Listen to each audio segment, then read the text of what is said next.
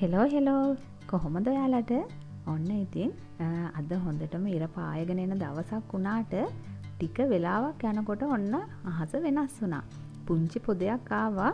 ඉතින් අපේ ජීවිතෙත් සමහර කාලවල අපේ ගමන ටිකක් වෙනස් වෙනවා. ආස කරන දේවල් වලින් ටිකක් ඈත් වෙන්න සිද්ධ වුණත් ඒ ආසාව හිත ඇතුලෙන් නැති වෙන්නේ නම් නැහැ. මමත් අවුරුදු 3ක් බියුටි ෆීල්ඩ් එකෙන් ඈත් වෙලා හිටියා. ඒ කාලය තුල ජීවිතේ වෙනත් වගකීම් එක්ක මගේ හීනේ ටිකක් පස්සට ගියා. ඉතින් මමයි බබාලා දෙන්නයි හස්බන්ඩ්ුයි 4 දෙනාම අපි විදේශගත වෙලා හිටියා ටික කාලයක්. ඒ යද්දි මගේ තිබුණ සැලෝන් එක මම වෙන කෙනෙකුට බාර දීලා තමයි ගියේ. ඉතින් මං ආපහු ආවට පස්සේ මුල ඉඳන් හැමදේම නැවත ගොඩ නගන්න ඕනා. ඔන්න ඕක තමයි මට සිදු වුණේ.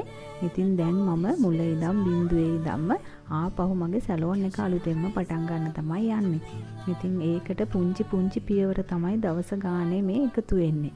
ඉතින් ඔයාලත් මගේ වීඩියෝස් එක්ක දිගටම එකතු වෙලා හිටියොත් ඔයාලටත් පුළුවන් මගේ ආසාව මගේ ලස්සන හීනයට මං කොහොමද ලං වෙන්නේ කියලා ඔයාලටත් බලා ගන්න.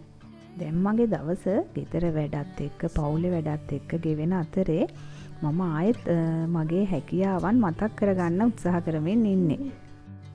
ආයෙත් පටන් ගන්න එක ලේසි නැහැ. සමහර වෙලාවට හිතෙනවා අවුරුදු 3කට පස්සේ මට තාමත් පුළුවන්ද කියලා. මම තාමත් බියුටි ඉන්ඩස්ට්‍රි එකට ගැලපෙනවද කියලා. ඒ නිසා අද මම මටම පොඩි චැලෙන්ජ් එකක් දෙන්න හිතුවා. අවුරුදු 3කට පස්සේ මගේ බියුටි ස්කිල්ස් තාමත් මතකද කියලා බලන්න. මම දන්නවා ආයෙත් හැමදේම පරණ තැනින් පටන් ගන්න අමාරුයි. ඒත් පුංචි පියවරකින් හරි ඉස්සරහට යන්න පුළුවන් නේ කියලා මම හිත හදාගත්තා. අද මම ලොකු දෙයක් කරන්න යන්නේ නැහැ. පුංචි දෙයක්. ඒ කියන්නේ මට හිතුණා පුංචි හෙයාර් ස්ටයිල් එකක් දාලා බලන්න. මගේ අතට මගේ හිතට මේ දේවල් තාමත් හුරුද කියලා බලන්න. ඇත්තටම මේක පර්ෆෙක්ට් වෙන්න ඕනි කියලා මම හිතන්නේ නැහැ. වැදගත් වෙන්නේ ආයෙත් පටන් ගන්න එක. ඉතින් අද මට තේරුණා අවුරුදු 3ක් ඈත් වෙලා හිටියත් මම ආස කරපු දේවල් තාමත් මගේ ඇතුලේ තියෙනවා කියලා. මොකද අතේ හුරුව මතක් කරගන්නකොට ආය මට ඒවා නැවත හරිම ලේසි කියලා අතට දැනෙනවා. ඒ කියන්නේ මම ඒවත් එක්කම අවුරුදු ගාණක්ම ඉඳලා තියෙනවනේ. ඉතින් මගේ ඒ ස්කිල්ස් නැති වෙලා නැහැ කියලා මට තේරුම් ගියා.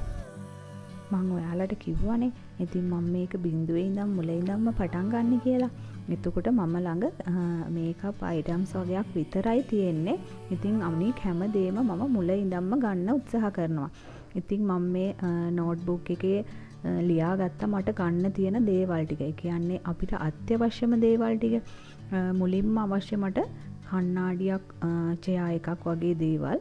ඉතින් මම හිතුවා හැමදේම එකවරම ගන්නෙ නැතුව ටිකෙන් ටික බඩු ටික ලෑස්ති කර ගන්නවා කියලා.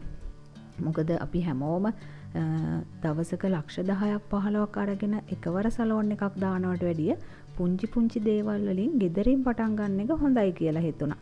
ඉතින් මට පුළුවන් විදිහට මම ඒක නෝට් කරගත්තා. මට අත්‍යවශ්‍යම දේවල් මොනවද? ඒ වගේ මම පටන් ගන්නෙ කොහොමද කියලා මම මුලින්ම නෝට් එකක් දාගෙන ඒවට අත්‍යවශ්‍යම දේ ඉස්සෙල්ලම ගන්නවා කියලා හිතාගත්තා. ඉතින් ඔයාලටත් පුළුවන් ඔයාලා මොකක් හරි පුංචි බිස්නස් එකක් කරනවා නම් ඒක මුලින්ම පොඩියටම පටන් ගන්න.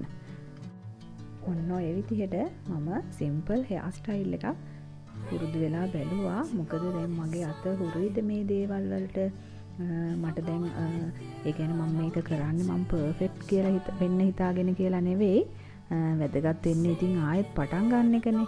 ඉතින් අද මට තේරුණා අවුරුදු 3ක් ඈත් වෙලා හිටියත් මම ආස කරපු දේවල් තාම මගේ ඇතුලේ තියෙනවා නේද කියලා. මොකද මේ තමයි මගේ බියුටි ජර්නි එක. ආයෙත් පටන් ගන්න පුංචි පියවරක්. ඉතින් මම හෙමින් ඉගෙනගෙන ප්‍රැක්ටිස් කරගෙන මගේ හීන වෙනුවෙන් ඉස්සරහට යන්න බලාපොරොත්තු වෙනවා.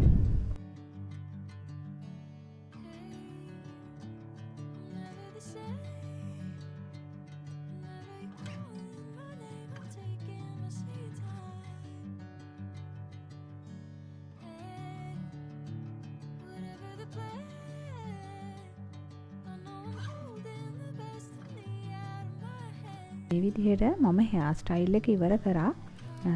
මට තව චුට්ටක් නීට් වුණා නම් හොඳයි කියලා හිතුණා. කොහොමත් මම මේක බලාගෙන දාගත් එකක් නෙවෙයි. මම මේ වීඩියෝ එකත් කරන ගමන්නේ කරේ. ඉතින් ඒ වගේ පුංචි අඩුපාඩුත් හදාගෙන මගේ මේ ගමන ඔයාලත් එක්කම ඉස්සරහට යන්න මම බලාපොරොත්තු වෙනවා. ඉතින් ආයෙත් වීඩියෝ එකකින් එනකම් ගිහින් එන්නම්. බයි බයි.